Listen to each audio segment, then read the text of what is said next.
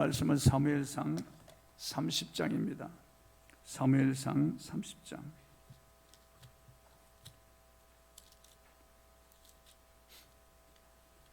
(460쪽에) 있습니다. 사무엘상 30장입니다. 6절에서 8절까지 말씀을 제가 봉독하겠습니다.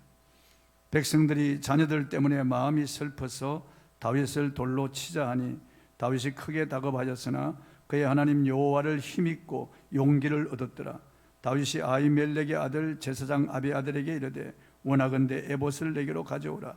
아비아달이 에봇을 다윗에게로 가져가며 다윗이 여호와께 묻자와 이르되 내가 이 군대를 추격하면 따라잡겠나이까 하니 여호와께서 그에게 대답하시되 그를 쫓아가라. 내가 반드시 따라잡고 도로 찾으리라. 아멘.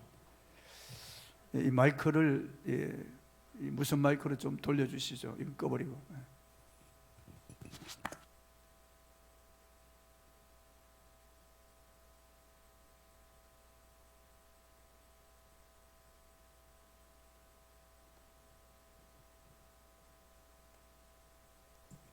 이제 목사님 나오셔서 말씀 선포하실 때 회복을 넘어서 이런 주제로 오늘 말씀을 선포할 때 큰 은혜가 임하고 성령이 역사하실 줄로 믿습니다. 할렐루야. 아멘.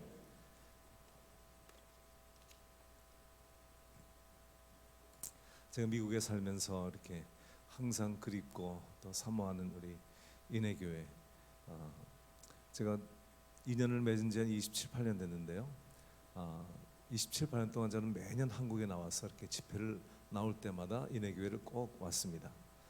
그런데 지난 6년 동안 제가 이 한국에 나오지 못하고 그래서 인해교회도 찾아뵙지를 못해가지고 그냥 참 오고 싶었습니다. 근데 좀 이따 여러분들이 들으면 아시겠지만 제 마음속에 내가 인해교회를 가더라도 설교는 안 한다.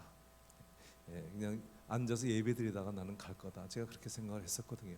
근데 이렇게 제가 강단에 서게 돼가지고 저는 굉장히 감개무량하고 또 이렇게 강단에 세워주시는 목사님에게 감사의 말씀을 드립니다. 할렐루야. 오늘 전 여러분들과 함께 회복을 넘어서 이런 제목으로 말씀을 함께 나누겠습니다. 우리가 이렇게 인생을 살다 보면 우리가 어떻게다가 내가 오늘 이 자리에 서게 되었나, 나의 그 모든 입장이 어떻게 이렇게 되었나, 우리 이런 생각을 할 때가 있습니다. 그리고 지금 잘 풀린 사람들은 내가 뭘 잘해서 이렇게 잘 풀렸고, 또 잘 안 풀리고 있는 사람은 내가 뭘 잘못했길래 내 지금 입장이 이렇게 되었나, 이런 생각을 우리가 하게 될 것입니다. 그런데 그 결과에는 반드시 원인과 이유가 있다고 하는 것이죠.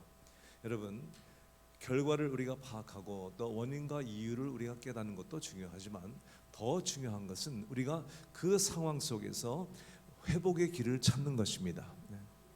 제가 왜 이 주제를 가지고 말씀을 전하는지 여러분 조금 이따가 들으시면 이해가 되겠지만, 저는 이 말씀의 주제를 가지고서 몇 달 동안을 이제 이걸 붙잡고 말씀을 받았는데요. 내가 어떻게 회복하게 되었는지, 또 이 회복을 위해서 무엇을 했는지, 이런 것을 이제 우리가 함께 이 말씀을 통해서 나누는 것입니다. 여러분, 중요한 것은 우리가 회복해야 되는 것이고, 또 회복을 넘어 창대한 곳으로 가는 것이 바로 우리에게 중요한 것입니다. 왜냐하면 우리는 살아있기 때문이에요. 그리고 살아야 할 날들이 아직 많이 남았기 때문이에요. 20대 청년은요, 저희의 눈으로 보면 20살 청년은 그냥 아직 인생을 살지도 않은 거예요. 애송이들이에요. 근데 어떤 청년이 그러더라고. 자기가 비록 20살이지만 자기 인생이 파란만장했대. 그런데 그 파란만장한 인생을 앞으로 80년 더 살아야 돼. 100세 시대야, 100세 시대. 20살인데 앞으로 20 곱하기 4, 80년을 더 살아야 돼. 30살 된 사람은요, 30 곱하기 2, 60년 플러스 10, 70년을 더 살아야 돼. 30살도 오래 산 것 같은데 70년을 더 살아야 돼. 50살 산 사람은 50년을 살았으니 굉장히 많이 산 거죠. 그만큼 더 살아야 돼. 50년을. 저희 같이 돼가지고 65세, 70이 돼가지고 은퇴하신 분들은요, 이젠 끝인 줄 알았어. 그런데 끝이 아니고 앞으로 30년을 더 살아야 돼. 불쌍하죠. 죽지도 않아 요즘에. 죽고 싶어도 안 죽어. 100세 시대라서. 여러분, 사실 현대인의 나이는요, 나이 계산법이 달라요. 옛날하고 요즘에 환갑잔치 하는 사람 봤습니까? 안 합니다. 너무 젊어서 안 해요. 그러니까 요즘 현대인의 나이는요, 여러분의 원래 나이에다가 0.7을 곱해야 돼. 그게 현대인의 나이예요. 그러니까 지금 70인 사람은 몇이에요? 올해 학교를 졸업한 지 오래돼가지고 계산이 빨리 안 되네요. 60인 사람은 몇 살이에요? 0.7, 42살이야. 70인 사람은 몇 살이에요? 49살이야. 아멘 안 하시네. 60인 사람은 42살, 70인 사람은 49살. 이야, 교회가 갑자기 젊어졌네요. 여러분, 현대인 나이는 달라요. 우리는 그렇게 젊은 거예요. 옛날엔 그렇게 오래 살지 않았거든요. 지금은 100세를 사는 거예요. 기가 막히죠. 그런데 더 기가 막힌 사실이 있어요. 65세가 되고 70이 돼가지고 은퇴를 하면 앞으로 30년을 더 살아야 되는데 그 30년 동안 할 일이 없다는 거예요. 그게 더 문제인 거예요. 여러분, 저는 이 세상에서 가장 힘든 직업이 목사라고 제가 목회할 때 목사라고 생각을 했어요. 목회만큼 힘든 것은 없다.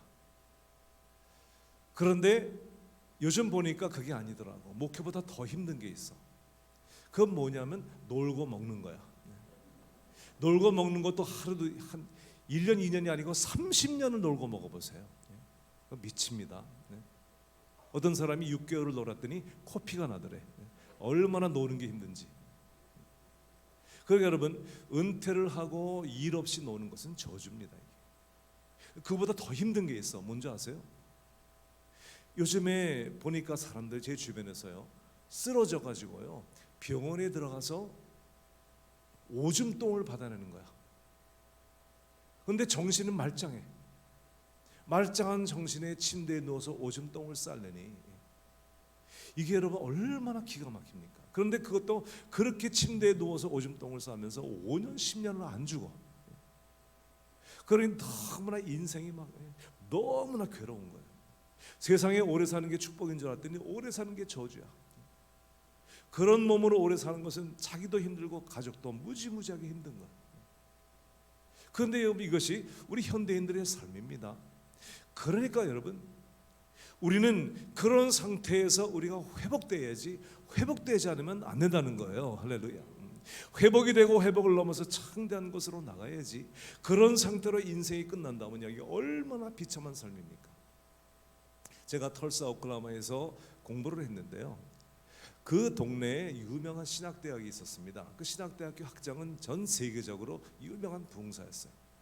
그런데 그 부흥사 목사님, 그 목사님이, 학장님이 어느 날 세미나를 열어가지고 제가 세미나를 참석했습니다. 그런데 그 세미나에서 그 목사님이 하신 말씀을 제가 지금도 영원히 잊지 못해요.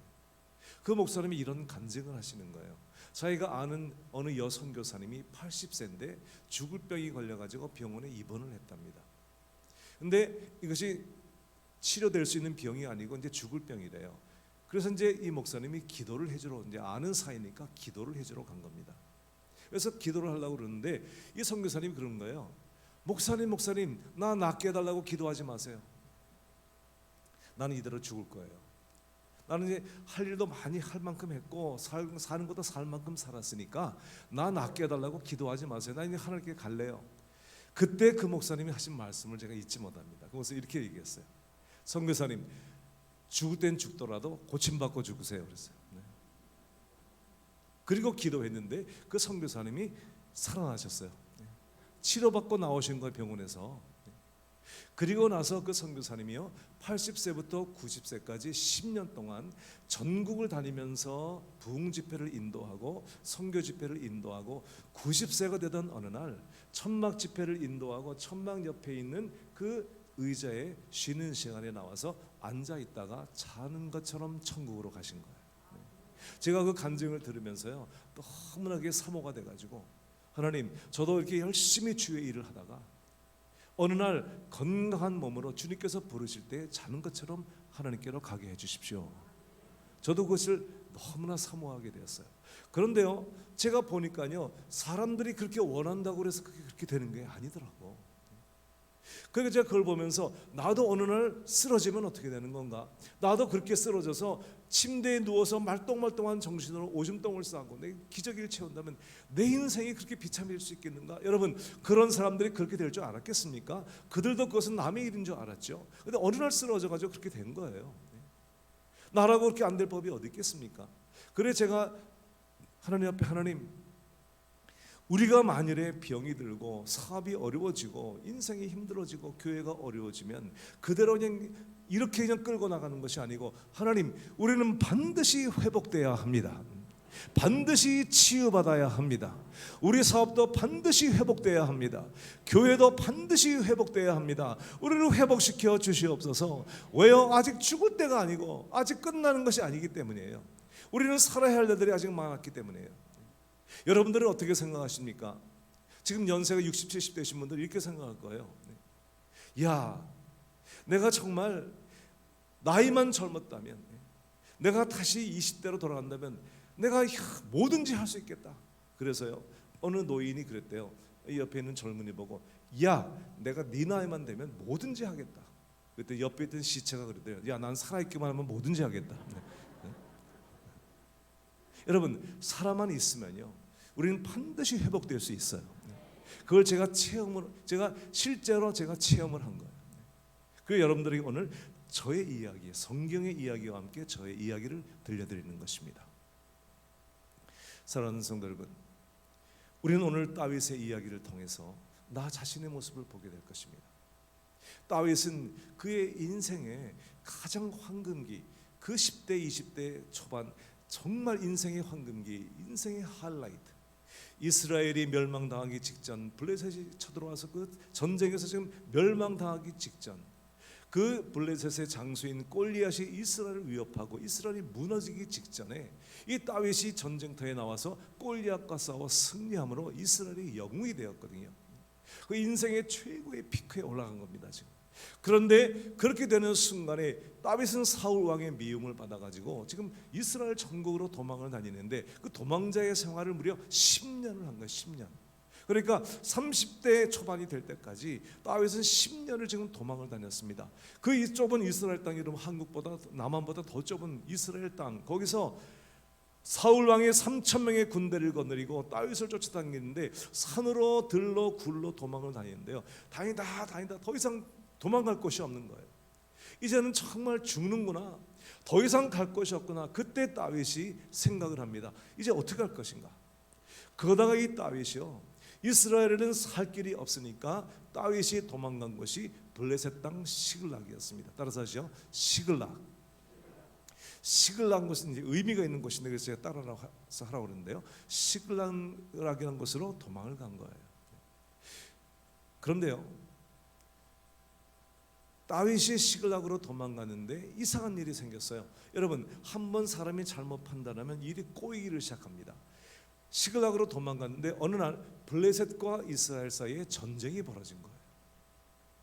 그러니까 여러분, 다윗이 지금 600명의 군사를 데리고 그 가족들과 함께 한 1000여 명 되는 사람들이 시글락 땅에 지금 살고 있는데, 블레셋과 이스라엘 사이에 전쟁이 벌어졌으니 다윗은 지금 누구의 편을 들어 싸우러 나가야 되겠습니까? 여러분 대답하셔야 돼요. 1번, 다윗은 블레셋을 도와서 이스라엘과 싸워야 한다. 2번, 다윗은 이스라엘을 도와서 블레셋과 싸워야 한다. 1번입니까? 2번입니까? 아니요, 틀려도 좋으니까 확실하게 말하세요. 1번입니까? 2번입니까? 교회가 둘로 갈라졌습니다. 네.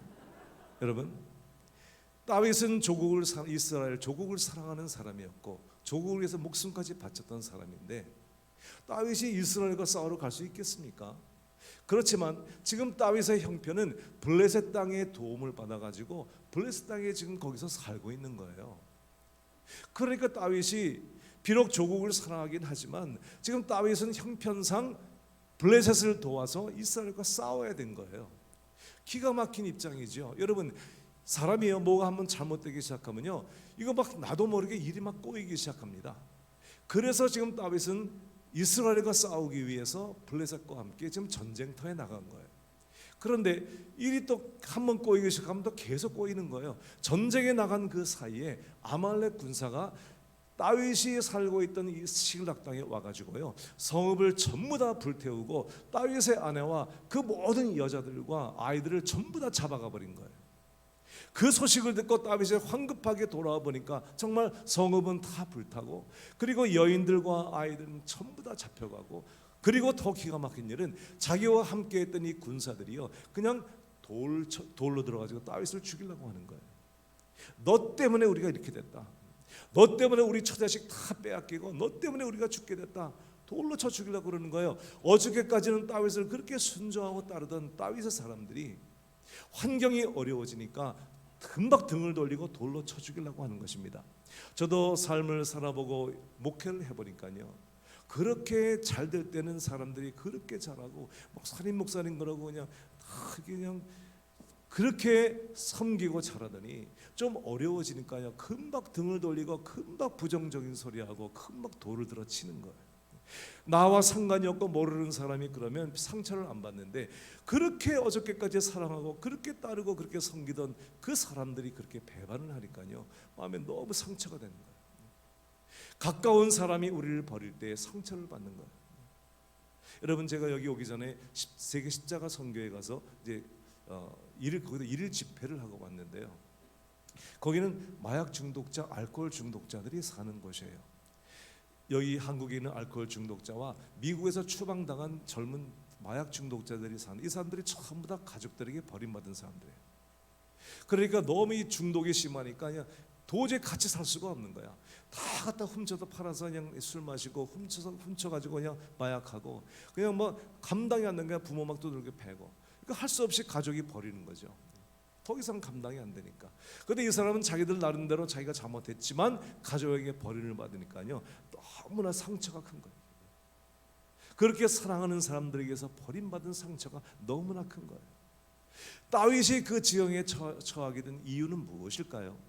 여러분, 성경 한 구절에 그 이유가 나옵니다. 사무엘상 27장 1절 이렇게 말씀합니다. 저를 따라서 하죠. 다윗이 그 마음에 생각하기를. 여러분, 자, 우리도 다 그럴 수 있는 거예요. 보세요. 다윗이 도망을 다니다 더 이상 갈 곳이 없어가지고 이제 도저히 이제 도망갈 곳이 없어서 죽게 되니까요, 다윗이 어느 날 생각을 해봅니다. 야, 이거 어떻게 할까? 이거 내가 여기 있으면 내가 죽을 것 같은데 내가 어떻게 할까? 어디로 도망을 갈까?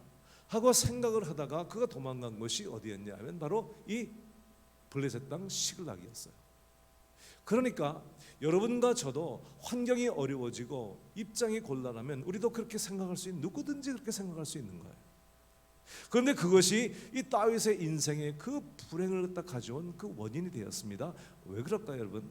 성경에 다윗이 등장하는 말씀이 있는데, 그 말씀 뭐냐면 다윗이 여호와께 묻자오되, 따라서 다윗이 여호와께 묻자오되. 다윗의 등장과 함께 등장하는 성경의 말씀이 다윗이 여호와께 묻자오되. 그러면 그 다음에 즉각 연결해서 나오는 말씀이 여호와께서 그에게 대답하시. 따라서 여호와께서 그에게 대답하시되. 즉각 응답이 임했던 거예요. 그런데 환경이 어려워지고 그리고 지금 입장이 곤란해지니까 다윗이 깜빡 하나님께 물어보지를 않고 자기 마음의 생각대로 판단을 한 거예요. 그러면서 다윗의 인생이 꼬이기 시작했던 것입니다. 언제나 그는 목동의 시절이나 전쟁터에 나가서나 언제나 그는 항상 다윗이 하나님께 여짜오되 언제나 물어봤거든요. 그런데 물어보지 않으면서 이 상황이 이렇게 꼬이기를 시작한 거예요.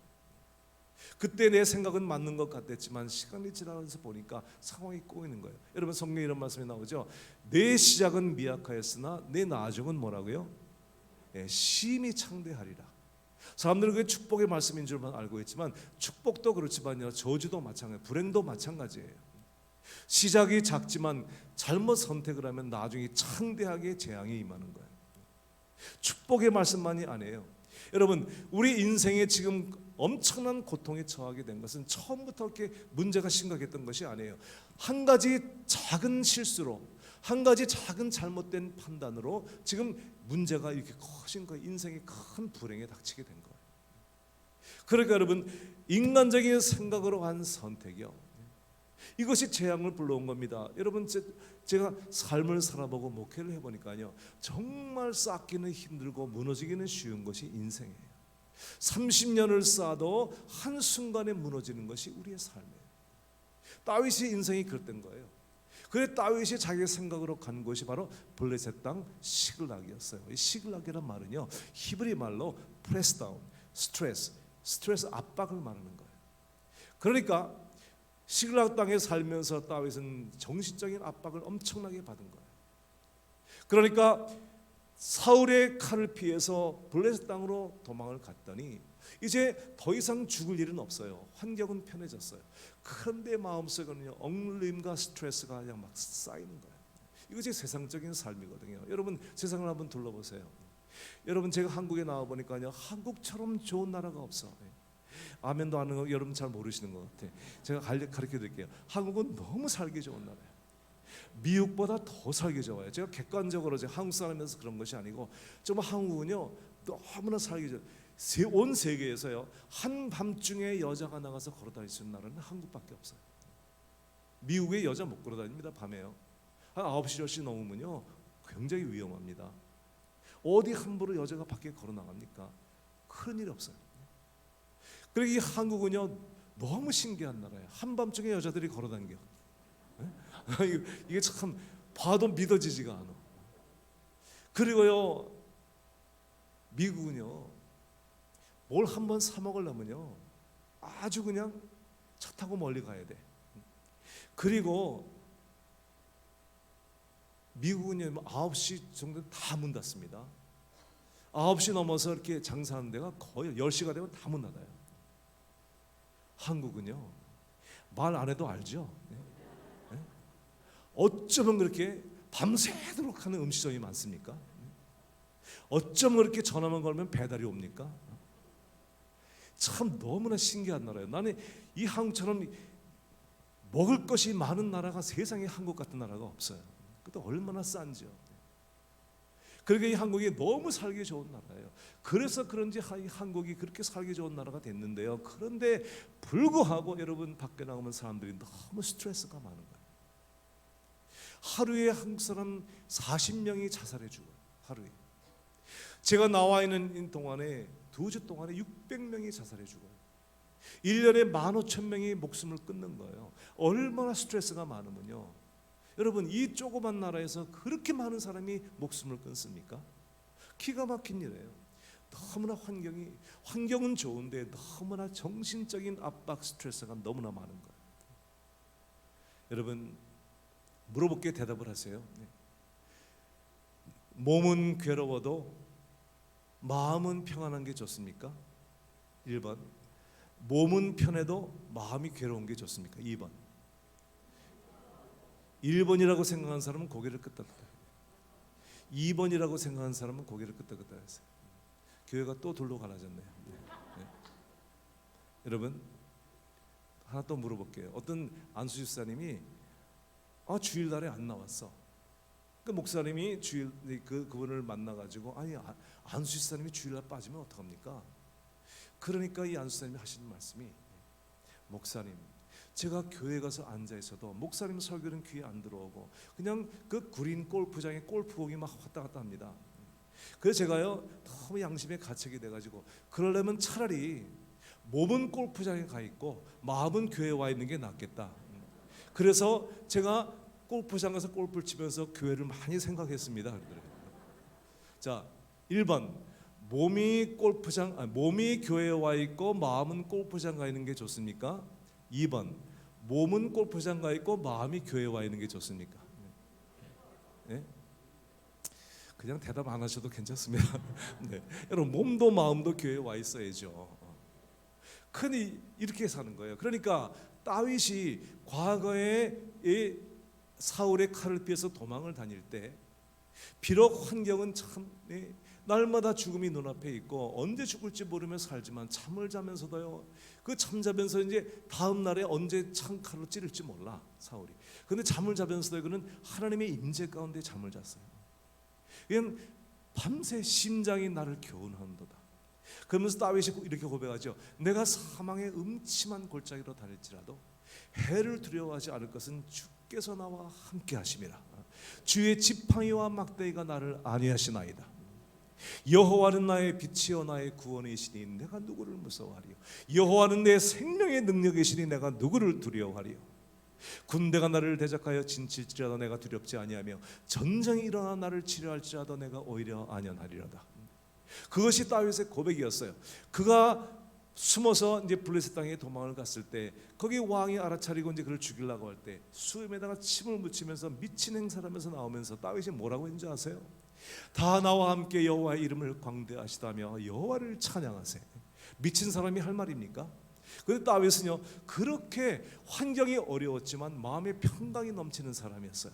내 영혼아 여호와를 송축하라. 내 속에 있는 것 다 그 성호를 송축하라. 내 영혼아 여호와를 송축하며 그 모든 은택을 잊지 말지어다. 여러분, 전부 다 고난과 시련 속에서 다윗이 하나님을 찬양했던 시였어요. 그것이 다윗의 삶이었거든요. 그런데 다윗이 그렇게 하나님을 의지하고 살고 하나님께 물으며 기도하며 살다가 어느 날 자기 마음에 생각하기를 도저히 안 되겠어 가지고 블레셋 땅 시글락으로 도망을 가면서 그 시글락 땅에서 이제 그 사울의 칼은 피했지만 하나님의 임재를 잃어버린 거예요. 그래서 마음의 평강이 사라져 버린 거예요. 마음의 기쁨이 없어진 거예요. 여러분, 이것이 다윗의 삶이 되어버린 것입니다. 그래 시글락 땅에서 지금 그는 죽을 위기에 닥친 거예요. 모든 성읍은 다 불타버리고 아이들과 아내들은 전부 다 잡혀가고, 그리고 지금 그와 함께 했던 사람들은 돌을 들어서 그를 쳐 죽이려고 했습니다.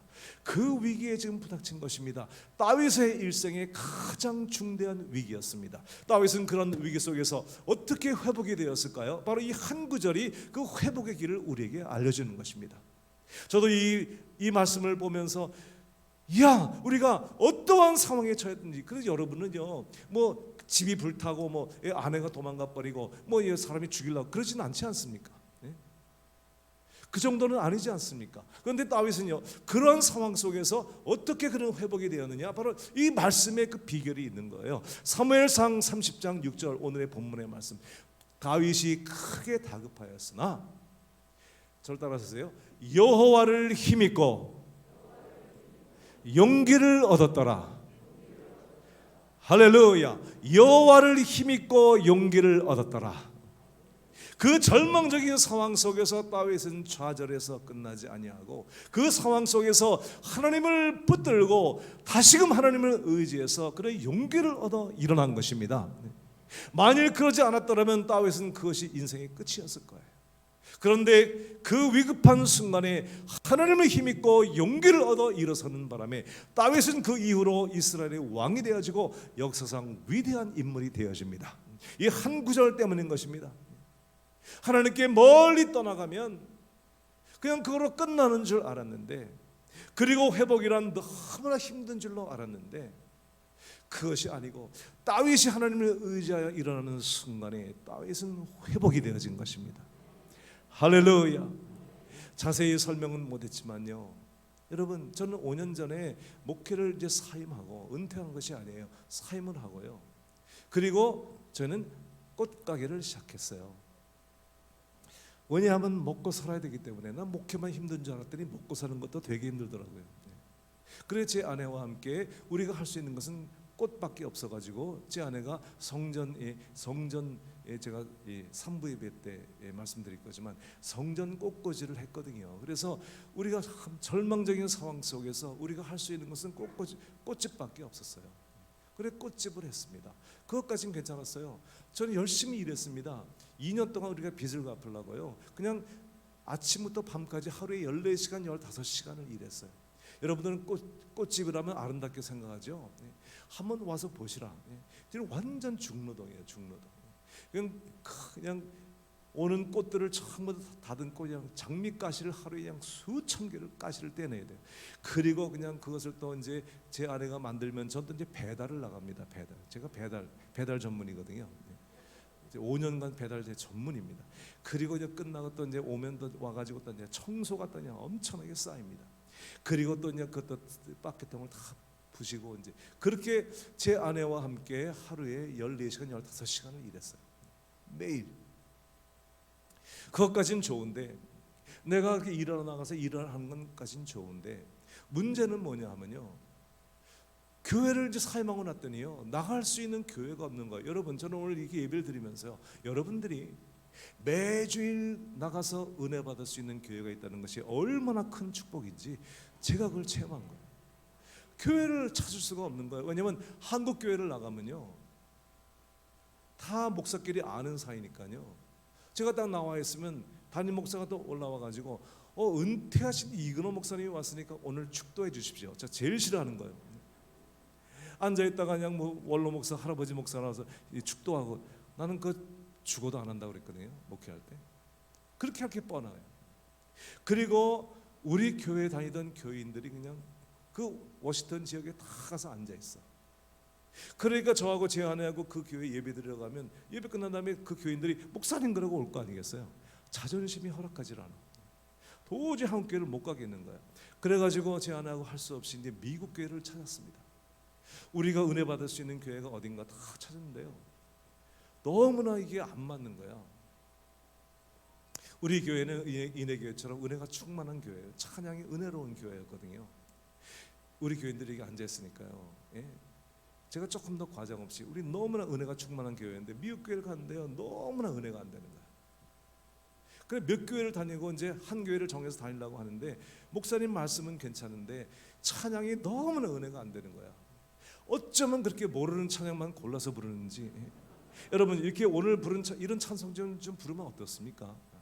그 찬양 인도자는요 매주에 새 곡을 부르는데 나는 미국 찬양을 많이 아는 사람이거든요. 근데 어쩌면 1년 동안 내가 아는 찬양을 한 곡도 안 부르는 거예요. 너무나 그냥 예배가 은혜가 안 돼가지고 정말 제 아내하고 너무 힘든 거예요. 그래서 저희가 예배 시간에 찬양이 끝나는 시간을 맞춰서 갔습니다. 제가 목회할 때 제일 많이 야단친 사람이 찬양 끝날 때 오는 사람들이에요. 아니 예배를 갔다가 일찍 와가지고 준비하고 드려야지. 그냥 찬양의 은혜를 받아야지 말씀의 은혜가 되는데 찬양 끝날 때 들어오면 어떡하냐고 제가 그냥 야단을 많이 쳤거든요, 우리 교인들. 근데 내가요 찬양 끝날 때 들어가는 교인이 됐어. 저하고 제 아내하고 들어가면 이제 교인이 다 온 거야. 그래서 너무 은혜가 안 되니까 어쩔 수가 없는 거야. 그래서 그냥 억지로 마지못해 그 교회를 다니다가 어느 날 코로나가 터진 거야. 그냥 너무나 할렐루야 너무 감사하다. 이젠 공식적으로 교회를 안 나가도 된다. 그래서 이제 교회를 안 나갔죠. 그렇지만 여러분 예배는 드려야 되지 않겠습니까? 그래서 제 아내하고 같이 예배를 드리는데 아내를 앉혀놓고 설교가 안 나오는 거예요. 무슨 설교를 하겠습니까? 회개하라 그러면 제 아내가 너나 먼저 회개하라 그래요. 사랑합시다 그러면 나도 하나 사랑 못하면서 무슨 사랑합시다 이럴 거 아니겠어요? 그래서 예배를 좀 드리다가요 그 예배도 안 되는 거예요. 그래서 이제 예배를 점점 안 드렸죠. 그러면서요 세월이 지나니까 제가 이제 교인들이 이제 상태가 보이는 거예요. 세월이 지나가니까요 안 드리는 것들은 타성이 젖어가지고 이제 양심의 가책도 안 돼. 그냥 주일날에 그냥 예배 그냥 없이 막 사는 거야. 여러분 30년 목회하고 25년간 부흥 집회를 전국으로 다녔는데요, 그렇게 예배를 안 드리고 영적으로 바닥을 치니까 목사고 뭐가 없는 거예요. 완전히 불신자같이 되는 거예요. 그래서 제가 이 회복에 대해서 말씀을 제가 준비한 거예요. 그러면서 제 마음속에 이러면 되겠나? 이거 내가 오늘 죽으면 구원 받아 천당 가겠나 이거? 이런 생각까지 드는 거예요. 그리고 내 주변을 보니까 우리 어머니가 세상을 떠나시고 제 처제도 막 죽고, 그리고 제가 정말 사랑해서 믿음으로 동생을 삼았던 김선웅 선교사 이제 50대 중반인데 자다가 죽은 거예요. 몸이 전날에 밤에 몸이 좀 이상하다고 그래가지고 이제 이 체한 줄 알고 그 아내가 손 따주고 그랬거든요. 근데 자다가요 죽었어요. 심장마비 증세였는데 몰랐던 거예요. 여러분 혹시 자려고 그러다가 이게 소화가 좀 거북하고 이러면요 병원 금방 가면 사는 거예요. 근데 그걸 심장마비 증세인지 모르고 자다가 그냥 죽은 거야. 내가 그 소식을 딱 듣고 무슨 생각이 났냐면 나도 그럴 수 있지 않겠냐. 아니 그 사람이 어저께 죽을 줄 알았겠냐. 그런데 내가 만약 그렇게 돼서 죽는다면 내가 하나님 앞에 서가지고 무슨 말을 하겠나. 내가 지금 하나님 앞에 서가지고 내가 지금 천국에 들어갈 수 있는 그런 내가 준비가 됐나. 그 준비가 내가 안 된 거예요. 그래서 제가 정신이 바짝 난 거예요. 이러다가 내가 죽으면 큰일 나겠다. 요즘에 자다가 죽는 사람들이 많은데 큰일 나겠다. 내가 회복하지 않으면 안 되겠다. 그런 마음이 든 거예요. 근데 제 생각에 내가 만일 회복을 하려면 너무나 5년 동안을 멀어졌기 때문에 이거 정말 시간이 한참 걸리겠다. 회복이 금방 되겠냐? 회복하려면 내가 몸부림을 치고 있는데 어떻게 해서 이 회복이 되겠나? 막 그러고 있는데요. 어느 날 제가 이제 이 집회를 한국에 나와야 되게 생긴 거예요. 이게 날짜가 점점 이제 다가오고 몇 달이 남았어요. 제가 이 한국의 집회가요 3년 전에 약속이 돼 있는 것이었는데 이 코로나 때문에 못 나온 거예요. 이제 올해는 그게 풀려가지고 이제 나오게 된 거예요. 그런데 내가 생각에 이런 상태로 내가 나올 수가 없다. 양심이 있지. 가짜로 내가 지금까지 했던 설교 막아지고 설교는 하겠지만 하나님이 역사하겠나 이거. 그리고 내 양심이 있지. 내가 이게 설교를 하면서 나는 완전히 껍데기로 설교하는 거지. 이게 무슨 능력이 있겠나. 내가 마음속에 내가 나가긴 나가야 되겠는데 내가 회복하지 않으면 안 되겠다. 그게 한 4개월 전쯤 이야기입니다. 그래 제가 회복을 하려고 하는데요. 어느 날 제가 이른 새벽에 깨가지고 성경을 폈습니다. 그리고서 저는 그 성경을 펴도 내가 너무 주님께로부터 멀어졌기 때문에 영감이 오지 않을 줄 알았어요. 그런데 하나님께서 저를 불쌍히 여기셔서 성경을 펴가지고 하나님 앞에 말씀을 보는데요. 이 말씀을 보는데 하나님이요 제 마음속에 막 은혜를 부어주면서 그냥 하나님 말씀이 깨달아지는 은혜를 막 주시는 거예요. 옛날에 목회할 때와 똑같이, 옛날에 집회할 때와 똑같이 그 이상으로 제가 회복이 돼야 되니까 하나님께서 그냥 강물 같은 은혜를 그 새벽에 부어주시는 거예요. 제가 너무나 감동을 받아가지고요 그 하나님 주신 은혜를 다 적었어요. 이것이 오늘 여러분에게 설교하는 설교예요. 그런데 목사님이 저를 도와주셔야 됩니다. 목사님 잠깐만 나와주세요. 제가 실제로 보는 것처럼 이렇게 제가 깨달았는데요. 목사님 거기 좀 저쪽에서 우리 이영애 목사님이 이제 하나님이세요. 네. 그래서 제가요 하나님과 동행하는 삶을 이제 오래 살았어요. 그러다가 제가 나도 모르게 점점 제가 조금 아까 설명을 드린 것처럼 점점점 하나님의 손을 놓고 점점점 멀어진 것이 5년을 멀어진 거예요. 제 마음속에 하나님께로부터 너무나 멀어졌다. 내가 다시 돌아가려면 이건 한참 걸리겠다. 내가 집회를 가야 되는데 난 너무나 준비가 안 됐다. 그리고서 내가 하나님 앞에 회개하고 돌이키는 순간에요 하나님이 멀리 계신 것이 아니고 하나님 일로 오세요. 네. 하나님이 내가 돌이키는 순간에 거기에 계신 거예요. 여러분 그래서 우리 하나님의 이름은 여호와 삼마, 거기에 계시는 하나님이신 거예요. 할렐루야. 내가 그렇게 헤매고 방황하고 예배를 안 드리고 내가 말씀을 멀리해서 그렇게 멀리 떠나고 헤매는 동안에 하나님이 멀리 계셨던 것이 아니고 하나님이 그때도 나와 동행을 하셨던 거예요. 하나님이 나와 함께 하셨던 거예요. 그리고 내가 돌이키는 순간에 하나님이 바로 여기 이 자리에 계신 거예요. 할렐루야. 할렐루야. 얼마나 감격했겠습니까? 여러분 우리가 그 액자의 사진에 모래 위에 두 발자국이란 그 사진 여러분 아시죠? 어떤 사람이 꿈속에 그 모래사장에 아직 계세요. 하나님. 네. 어떤 사람이 그 모래사장에 꿈속에 나타났는데 발자국이 두 개가 있었어요. 그리고서 어느 시점부터 발자국이 하나로 바뀌었어요. 근데 그 하나로 바뀐 그 거기를 보니까 자기 인생에 가장 힘들고 가장 괴로울 때였어요. 하나님께 물어봐, 하나님 왜 내 인생에 평탄할 때는 같이 동행하시다가 왜 내 인생에 그렇게 어렵고 힘들 때 어디로 가셨습니까? 하나님께서 주님께서 그렇게 말씀하십니다. 내 인생에 가장 힘들고 어려울 때 네가 걸을 수 있는 힘조차 없을 때 내가 너를 업고 걸었노라. 주님이 얻고 걸어가신 그것이 주님의 발자국이었어요. 하나님이 저와 함께 그 좋을 때만이 아니고 내가 충만할 때만이 아니고 완전히 메말라 아무것도 없이 바닥이 되었을 때 그때도 하나님은 나와 함께 하셨던 것이, 그리고 내가 돌이키는 순간에 하나님이 여기 계셨던 거예요. 할렐루야. 네, 목사님 감사합니다. 여러분, 주님은 우리가 돌이키기를 원하시는 거예요. 그리고 회복은 오래 걸리는 것이 아니에요. 다윗이 회개를 하고 다시 성경에 나옵니다. 다윗이 여호와께 묻자오되, 이 말씀이 다시 나오는 거예요. 그러니까 즉각적으로 하나님의 음성이 들립니다. 할렐루야. 저는 이것이 너무나 감사해서요, 제가 30년 동안 새벽 예배를 해가지고 제 목회할 때 소원이 나 은퇴하고 나면 새벽에 안 일어나는 게 꿈이었거든요. 그런데 30년간 이게 그 전도사까지 다 합쳐서 40년을 새벽 예배를 드렸거든요. 40년을 드렸더니요, 습관이 돼가지고 새벽만 되면 말똥말똥한 거예요. 잠이 안 와요. 잘라고 그냥 억지로는 더 골이 아파요. 그래서 제가 이 회복되기 전까지는 일어나서 이제 운동을 하러 나갔죠. 그런데 회복이 되면서부터 그냥 하나님께서 말씀을 쏟아 부어 주시는데요, 제가 이 공책에다 그 말씀을 적어 놓고요, 잠자러 들어갈 때 난 철칙을 세웠어. 잠자러 들어갈 때 절대로 핸드폰 가지고 들어가지 않는다.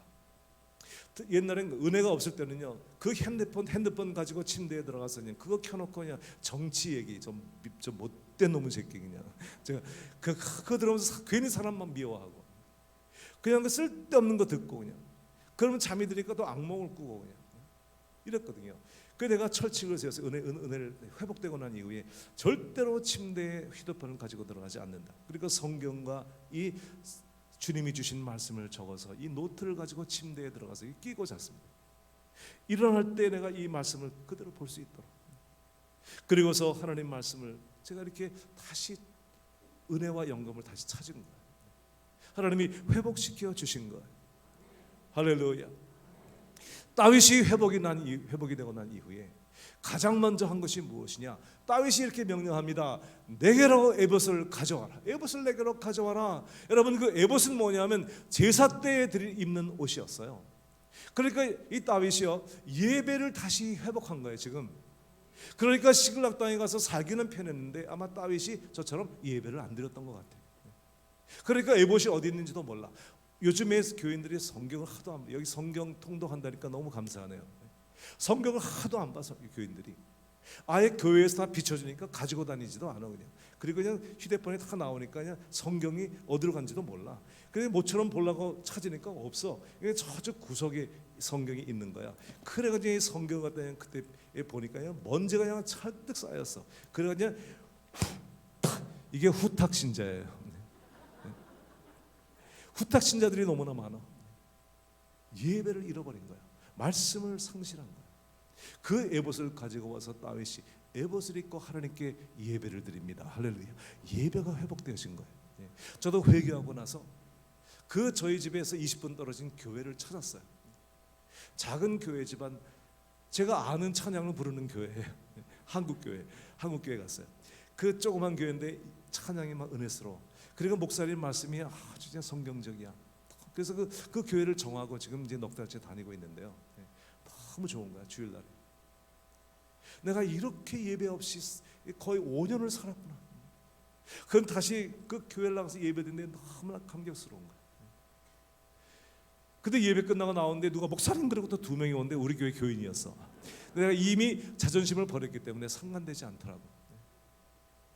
하나님께서 예배를 회복시켜 주니까요, 즉시로 하나님의 음성이 들려요. 다윗이 물어봅니다. 하나님, 이 아말렉 군대를 쫓아갈까요 말까요? 즉각 오랜 시간이 걸리지 않아 다윗이 회복이 되니까 금방 하나님의 음성이 들려. 할렐루야. 내가 쫓아가라. 따라잡고 반드시 찾으리라. 잃어버린 모든 것을 반드시 찾으리라. 할렐루야. 여러분, 참 저도 신기한 일이 생겼어요. 제가 이게 딱 회복이 딱 됐는데요. 넉 달 전 일이에요. 딱 회복이 딱 됐는데요. 제가 목회를 그만두고 제 아내와 함께 꽃가게를 하면서 저는 완전히 그 지역에서 사라진 사람입니다. 제 주변에 있는 동료 목사들이 제가 어디로 간지 몰라요. 한국 간 줄 알아요. 제가 완전히 그냥 그 사람들과 모든 교제를 단절하고 그냥 죄에 묻혀가지고 그냥 살았습니다. 중노동을 하면서. 그러니까 저는 잊어진 자가 되었고 강단에 한 번도 설 수 있는 기회는 다 끊어졌고, 그래서 제가 혹시 그때 인해교회 오더라도 난 설교 안 한다. 준비도 안 돼 있고 나는 저쪽에 앉아서 예배 드리고 갈 거다. 혹시 목사님이 알아볼지 모르니까 뭐 덮어쓰고 이렇게 저쪽에 구석에서 나 예배 드리거든요. 여기 너무 오고 싶으니까 오긴 오되 난 설교는 못한다 그랬거든요. 여러분 완전히 단절되었어요. 문은 다 닫히고요. 여러분 목회도 안 하고 집회도 안 하고 꽃가게 하는 사람을 누가 부르겠습니까? 잘못 불렀다간 큰일 나는 게 부흥회거든요. 부흥회하면 잘못하면 교회에 큰 어려움이 생깁니다. 그러니까 지금 목회도 안 하는 나를 꽃가게에서 지금 중노동하고 사는 나를 누가 부르겠습니까?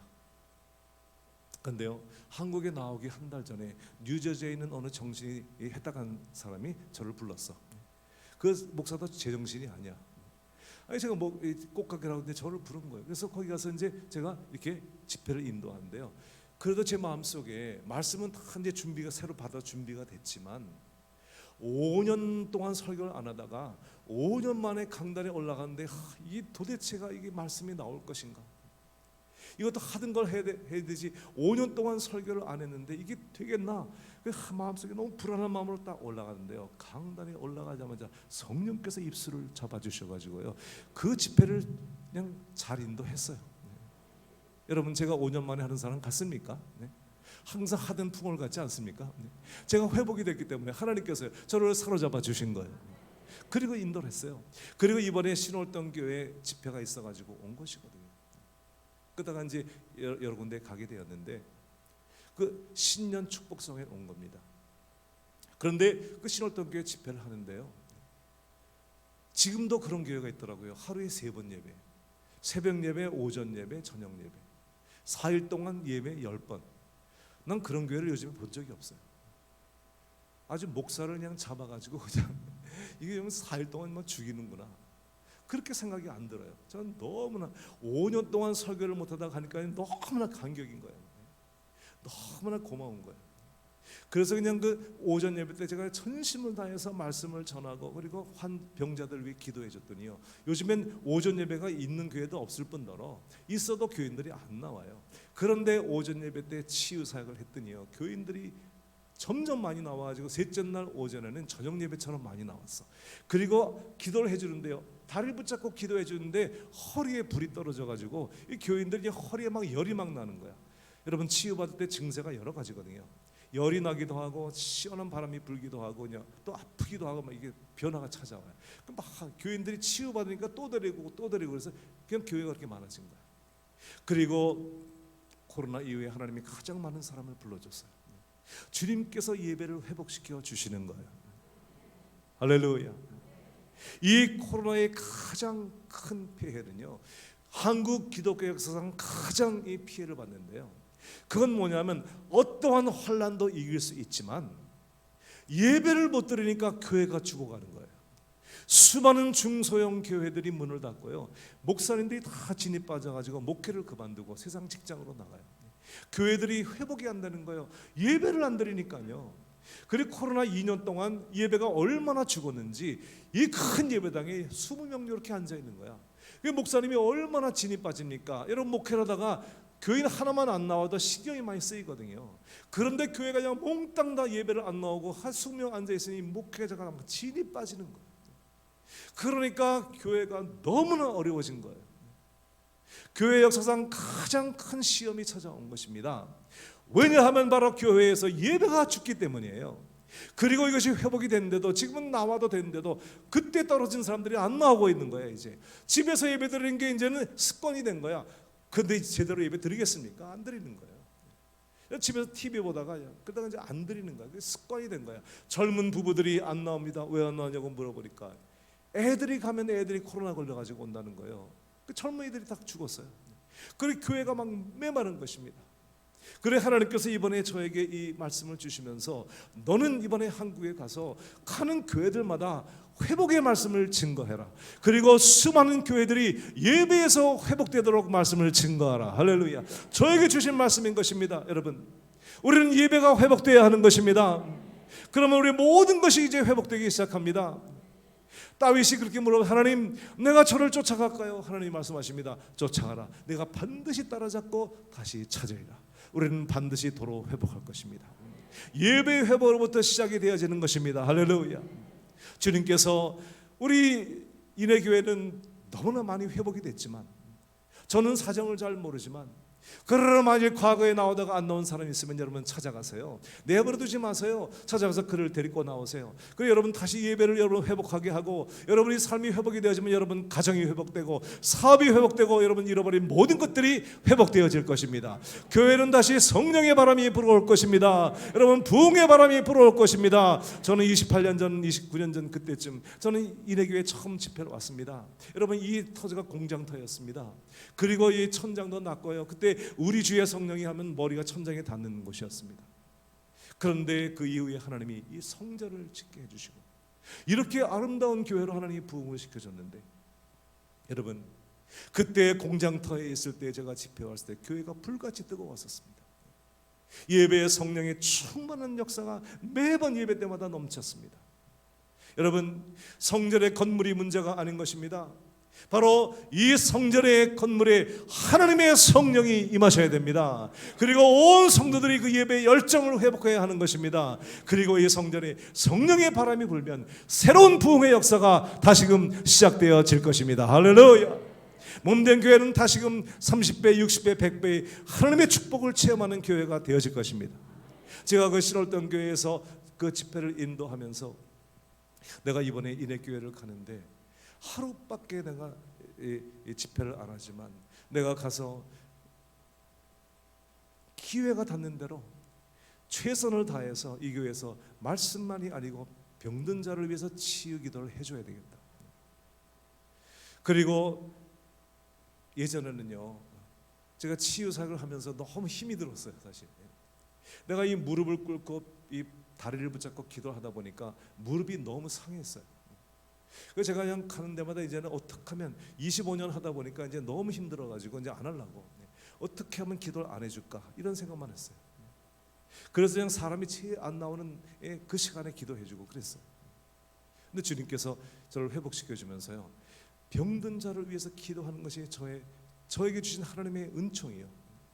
하나님이 저에게 기회를 주신 것을 깨닫고요 병자를 위해 기도하는데 하나도 힘이 안 들어. 그런데 무릎은 여전히 아파. 그래서 제가 무릎 보호대를 차고 왔어요. 제가 벗어 보여드릴까요? 찼어요 여기. 제가 일할 때 이 무릎에 무리가 안 가도록 여기 탁 지는 컴프레서라고 하는 이걸 제가 가지고 나왔어요. 기도할 때 이거 끼고 기도하려고. 그래서 그냥 오늘 기회가 된 대로 기도해 드릴 것입니다. 여러분 점심 식사 하시고 내려오세요. 내려오서 여기서 기도 받으세요. 하여튼 제가 오늘 끝나고 가기 전까지 여러분 아픈 곳이 있으면 그것에 여러분 치유 기도를 해드릴 것입니다. 할렐루야. 하나님께서 회복시켜 주실 것입니다. 사람들은 저보고도 그랬죠. 사람들은 말합니다. 너는 이제 끝장이다. 주님은 말씀하십니다. 아니다. 끝장이 아니고 이제부터 시작이다. 사람들은 말합니다. 너는 장례식이다. 주님이 말씀하십니다. 아니다. 이제부터 부흥의 시작이다. 사람들은 말합니다. 너는 이제 죽었다. 하나님께서 말씀하십니다. 아니다. 너는 살았고 더 잘 될 것이다. 할렐루야. 저는 하나님께서 반드시 저에게도 여러분들에게도 회복의 역사를 일으켜 주실 것을 믿습니다. 제가 다시 회복이 되면서 하나님께서 기적적으로 문을 열어주시고 또 이 집회를 하게 하셨어요. 저에게 말씀을 증거하게 해주신 거예요. 저는 인해교회 강단에 다시 선다고 생각을 안 했는데 하나님께서 저에게 기회를 주신 것입니다. 그리고 앞으로 올해 더 많은 곳에 사역의 문이 열리게 될 것입니다. 저는 순종하여 나가서 하나님의 복음을 증거할 것입니다. 할렐루야. 하나님께서 이젠 끝장이라고 생각했던 저에게 회복의 은총을 베풀어 주었기 때문인 것입니다. 나이가 문제가 아닌 것입니다. 여러분 우리에게 그러한 마음이 생기고 하나님의 은혜가 임하기만 하면 우리는 얼마든지 우리는 할 수 있습니다. 할렐루야. LA에서 유명한 수정교회 크리스탈 처치가 있습니다. 그 목사님의 성함이 로버트 실러인데 이 목사님이 많은 역사를 이루었지만 환난도 많으신 분이었어요. 지금은 천국 가셨지만 그분이 이러한 시를 졌습니다. 하나님께서 절벽 가까이로 나를 부르셔서 절벽 가까이로 다가갔습니다. 절벽 끝으로 더 가까이 오라고 하셔서 더 다가갔습니다. 그러자 절벽 끝에 겨우 발을 붙이고 있는 나를 주님은 절벽 아래로 밀어버리셨습니다. 그때 난 알았습니다. 나에게 날개가 있다는 사실을, 이제 한 발만 더 내디면 나는 이제 죽는다 하고 그 벼랑 끝에 서가지고 이제 마지막 믿음으로 우리가 발을 내어 디딜 때 그 철벽 아래 떨어져 죽은 것이 아니고 그 뒤에 하나님이 붙여준 날개가 있다는 사실을 깨닫는 겁니다. 여러분들에게 하나님께서 다 그 날개를 붙여주신 것입니다. 회복만이 아니고 회복을 넘어 더 창대한 곳으로 하나님은 우리를 인도해 주실 것입니다. 할렐루야, 할렐루야. 한국과 일본이 축구 시합을 했습니다. 일본이 먼저 한 골을 집어넣습니다. 그런데 손흥민 선수가 한 골을 넣습니다. 그 골을 뭐라고 합니까? 장로님, 동점골입니다. 그런데 그냥 황희찬 선수가 한 골을 더 집어넣었어요. 그걸 뭐라고 합니까? 역전골입니다. 그런데 그냥 거기 생각지도 않던 조기성 선수가요 한 골을 더 집어넣어서 뭐라 그러죠? 쐐기골입니다. 이 목사님, 난 목사님이 아실 줄 몰랐는데. 그런데 손흥민 선수가 또 힘을 내가지고 한 골을 더 집어넣었어요. 뭐라 그러죠? 예, 추가골입니다. 추가골. 우리가 회복이 됐더니 동점골에, 역전골에, 쐐기골에, 추가골까지, 할렐루야, 우리는 반드시 승리합니다. 이대로 끝날 수 없습니다. 우리는 절대로 죽을 수 없습니다. 우리는 그 자리에서 일어나 우리는 회복해야 하는 것입니다. 회복을 넘어 창대한 곳으로 나가야 되는 것입니다. 어느 날 제가 그 회복되기 전에요, 제가 이제 이렇게 있는데 한국에서 카톡콜이 왔어요. 십자가 선교회를 하시는 안인권 목사님, 이따 오후에 오실 건데요, 안인권 목사님이 카톡콜이 온 거예요. 저보고 그러는 거예요.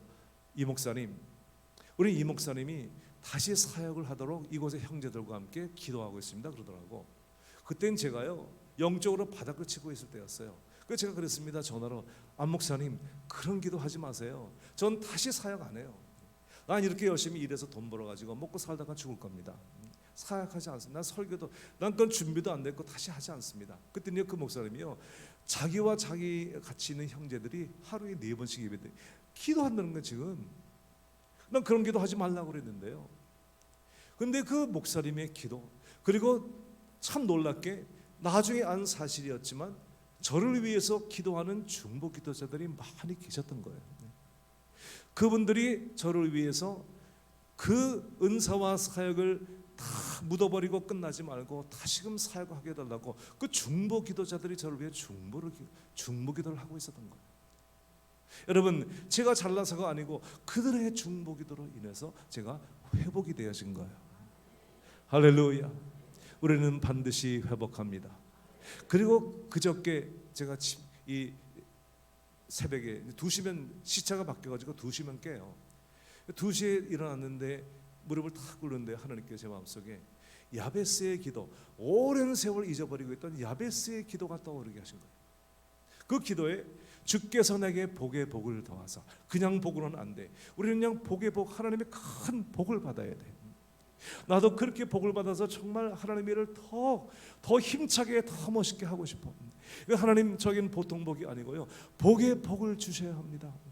야베스의 기도예요. 그리고 너의 지경을 넓히사, 하나님, 이전보다, 제가 목회할 때보다, 제가 집회를 다닐 때 그때보다, 제가 지금 이 시간 하나님 저의 지경을 더 넓혀주세요. 주님, 저에게 복의 복을 주시고요, 지경을 넓혀주시고요, 주님의 손으로 저를 도와주셔서요, 환난을 벗어나 근심이 없는 그러한 능력 있는 승리의 삶을 살게 해주세요. 이 기도가 제 마음속에 뜨거운 감동으로 다가왔습니다. 하나님께서 이 말씀, 그 구한대로 허락하셨다는 말씀대로 하나님께서 이 역사를 반드시 이루어 주실 것입니다. 여러분도 그렇게 회복될 것을 믿으시면 아멘 하시기 바랍니다. 자리에서 전부 다 일어나시기 바랍니다.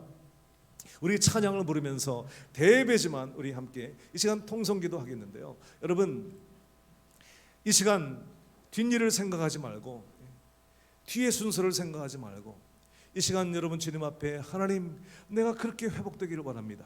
영적으로 회복되고, 우리 가정이 회복되고, 우리 자녀들의 믿음이 회복되어지고, 나의 사업이 회복되고, 그리고 우리 몸된 교회가 회복이 되어지고, 이 모든 회복의 역사를 체험하기 바랍니다 하시는 분들은요, 전부 다 이 앞에 나와 서시기 바랍니다. 오늘 이 시간 찬양, 주는 완전합니다 찬양을 부르면서 이 앞에 다 나와 서서 우리 함께 하나님께 기도하며, 하나님, 나에게 그 회복의 역사를 이루어 주시옵소서, 역사하여 주시옵소서. 할렐루야.